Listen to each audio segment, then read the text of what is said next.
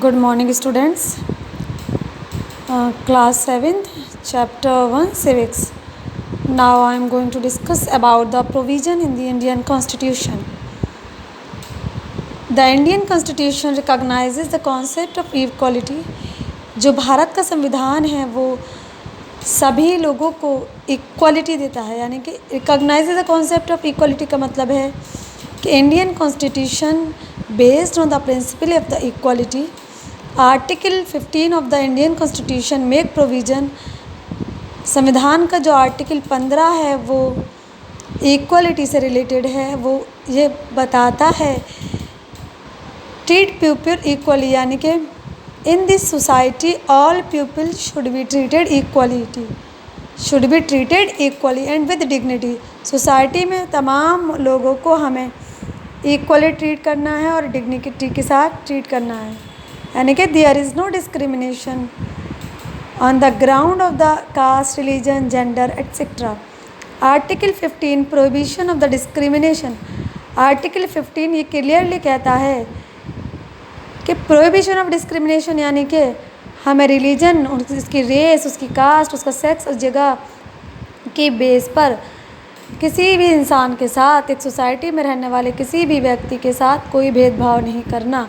और अगर कोई भी भेदभाव करता है कास्ट के बेस पर, उसके सेक्स के बेस पर, उसकी रेस के बेस पर, उसके धर्म के बेस पर, तो वो पनिशेबल होगा। उसको जो हमारा कॉन्स्टिट्यूशन के हिसाब से जो सुप्रीम कोर्ट है, supreme court is the guardian of the fundamental right, तो सुप्रीम कोर्ट हिफाजत करेगा और सुप्रीम कोर्ट उसको जो डिस्क्रिमिनेट करेगा इन सब ग्राउंड पर, तो उसको पनिशमेंट देगा। The state shall not discriminate.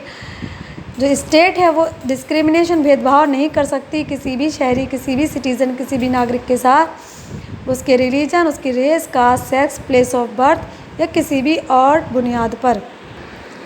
Constitution कहता है no citizen shall on ground only of religion, race, caste, sex, place of birth और any of them be subject to any disability, liability, restriction और condition with regard to. इन सब की बुनियाद पर, इन सब के बेस पर किसी भी सिटीज़न के साथ किसी तरह की कोई रेस्ट्रिक्शन या कोई डिस्क्रिमिनेशन नहीं किया जाएगा।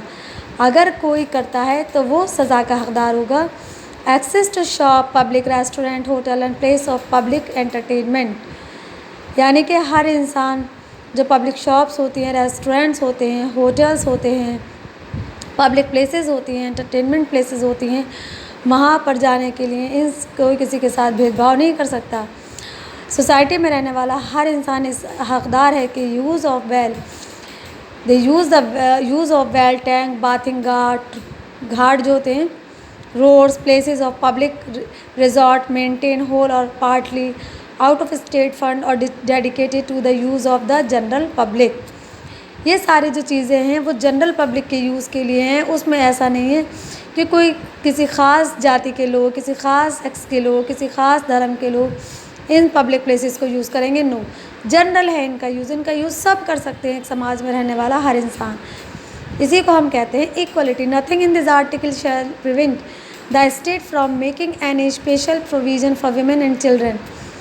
इस आर्टिकल में ये प्रिवेंट करता है कि औरतों के लिए, बच्चों के लिए मेकिंग एनी स्पेशल, एक ख़ास किस्म का स्पेशल प्रोविज़न होना चाहिए, यानी कि सोसाइटी में रहने वाली औरतों और बच्चों को और भी ज़्यादा अच्छी तरह से ट्रीट किया जाना चाहिए, उनको और ज़्यादा फैसिलिटीज़ होनी चाहिए।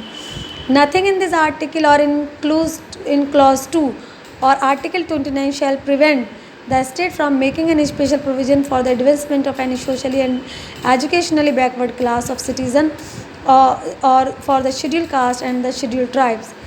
इसके अलावा जो शेड्यूल कास्ट, शेड्यूल ट्राइब्स हैं, वीमेन हैं, सोशल बैकवर्ड क्लासेस हैं, माइनॉरिटीज़ हैं, उनको भी क्या है, उनके लिए कुछ स्पेशल प्रोविज़न रखा गया है। वो इसलिए रखा गया है ताकि सोसाइटी का ये एक वीकर सेक्शन है और जब तक सोसाइटी में ST SC या बैकवर्ड क्लास का अपलिफ्टमेंट नहीं होगा तो हम ये नहीं कह सकते कि हमारी जो सोसाइटी है वो डेवलप कर रही है या वो ग्रो कर रही है।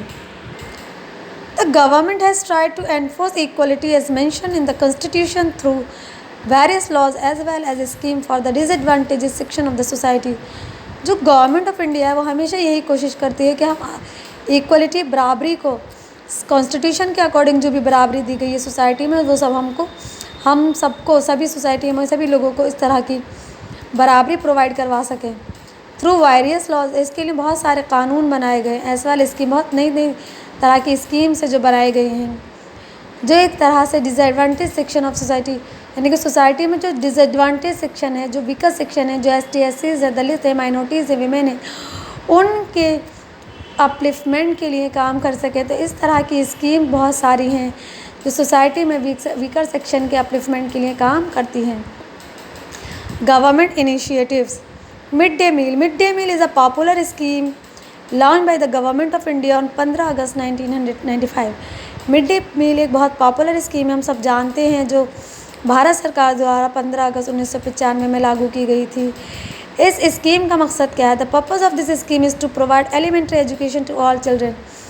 इस स्कीम का मतलब ये है, मकसद सिर्फ और सिर्फ ये है कि जो बच्चे हैं उनको एलिमेंट्री एजुकेशन प्रोवाइड करवाई जा सके and ensure nutrition for children of disadvantage group at the same time. और इसके अलावा जो हमारी सोसाइटी के डिसएडवांटेज ग्रुप है उनके बच्चों को न्यूट्रिशन भी प्रोवाइड करवाया जा सके। Tamil Nadu was the first state. Tamil Nadu एक पहला राज्य है जहाँ पर इस स्कीम को इम्प्लीमेंट किया गया। इन हिस्टोरिक ऑर्डर डेट 28 नवंबर 2001, यानी कि 28 नवंबर 2001 को the supreme court direct all the state government. तो सुप्रीम कोर्ट ने तमाम राज्य की गवर्नमेंट को ये ऑर्डर दिए कि वो अपने यहाँ पर, यानी अपने राज्य में मिड डे मील स्कीम को लागू करें with in the next 6 month, यानी कि इस स्कीम के लागू होने के 6 महीने के बाद सुप्रीम कोर्ट ने कहा कि भारत में मौजूद सभी राज्यों को अपने यहाँ पर मिड डे मील स्कीम को लागू करना है। Apart from some regional variations, the achievement of mid day meal scheme are impressive. और इस स्कीम को जो लागू किया गया, इस स्कीम को लागू करने का जो मकसद था, तो वो यही था कि प्राइमरी एजुकेशन, सोसाइटी के जो वीकर सेक्शन है, जो डिसएडवांटेज ग्रुप है, उसको, उनके बच्चों को प्राइमरी एजुकेशन और जो न्यूट्रिशन फूड है वो दिया जा सके। और रिज़ल्ट भी बहुत इम्प्रेसिव सामने आया जब इस स्कीम को लागू कर लिया और फॉलो किया जाने लगा। The scheme has led to a significant rise in the number of girls students and the enrolment of a number of poor children. इस स्कीम के बाद ये देखने को मिला कि बहुत तेज़ी से जो पुअर गर्ल्स स्टूडेंट्स थी वो स्कूल में दाखिल होने लगी और एडमिशन लेने लगे। बहुत सारे गरीब बच्चों ने स्कूल में दाखिला लेना शुरू कर दिया। Children who fail to attend the classes earlier more regular now.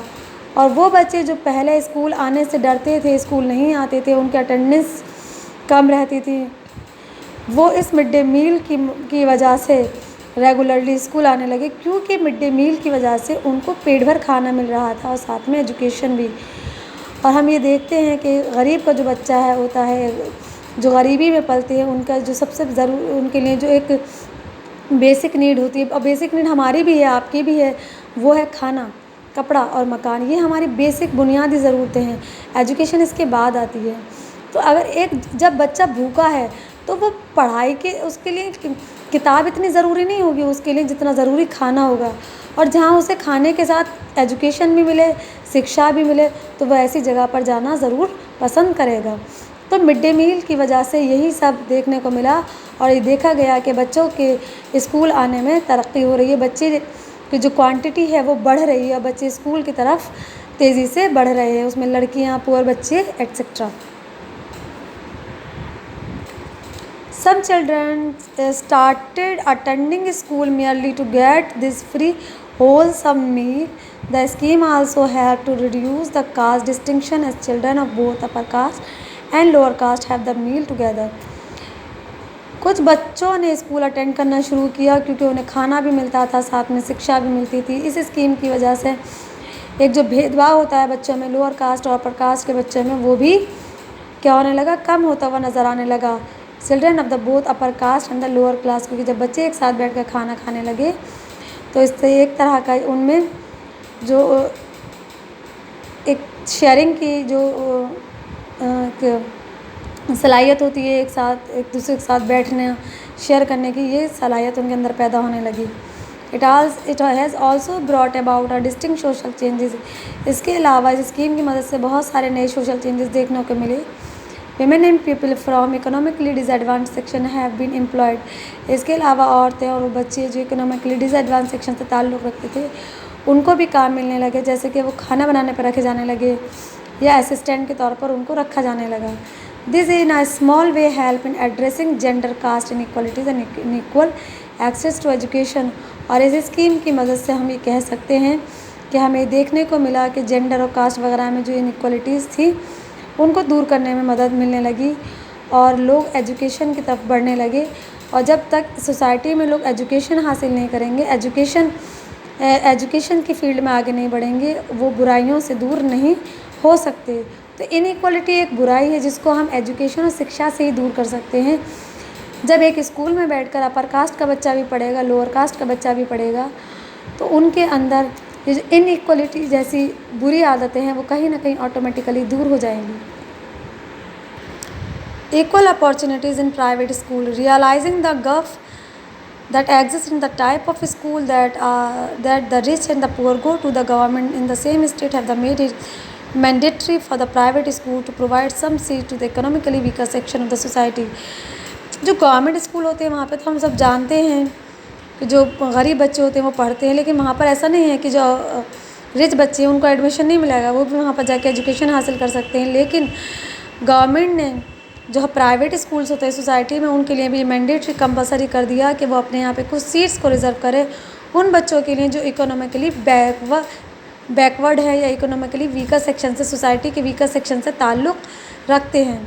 This has been initiated to provide equal opportunity.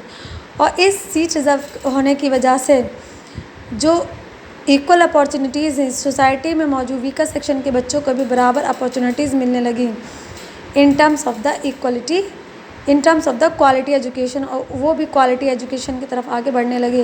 यानी कि जब प्राइवेट स्कूलों में गवर्नमेंट ने कंपलसरी कर दिया कि उन्हें अपने यहाँ पर वीकर सेक्शन के लिए कुछ सीट्स रिजर्व करनी, जिसकी वजह से वीकर सेक्शन या इकोनॉमिकली जो बैकवर्ड क्लास है हमारे सोसाइटी के, उनके बच्चे भी तालीम के मैदान में आगे बढ़ने लगे और उन्हें भी क्वालिटी एजुकेशन मिलने लगी और वो भी प्राइवेट स्कूल में जाकर पढ़ने लगे।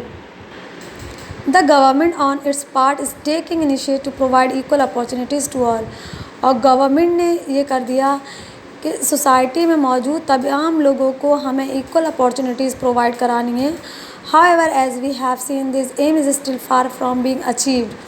Despite realizing that equality is a basic right of the all human being, discrimination on the basis of caste, class, or religion still prevail. A change in the perception of the people is what would help in bringing about equality। और इसकी वजह से हमें देखने को मिला कि जो मकसद था हमारा, यानी कि सोसाइटी में इक्वलिटी लाना, वो हम कहीं ना कहीं अचीव कर रहे थे। और ये भी देखने को मिला कि इक्वलिटी जो है वो सोसाइटी में मौजूद हर इंसान का क्या है, उसका बुनियादी अधिकार है, बेसिक राइट है। हम किसी भी इंसान के साथ उसकी कास्ट, रिलीजन या जेंडर की बेस पर, उसके धर्म की बेस पर किसी तरह का भेदभाव नहीं कर सकते। अगर भेदभाव करते हैं तो उसके लिए सुप्रीम कोर्ट है जो पनिश कर सकती है, क्योंकि संविधान इनइक्वालिटी के लिए संविधान ने मना किया है। संविधान क्लियरली कहता है कि इनइक्वालिटी इज़ प्रोहिबिटेड। इनइक्वालिटी यानी कि असमानता समाज में गैर कानूनी और अगर कोई करता है तो वो सज़ा का हकदार है।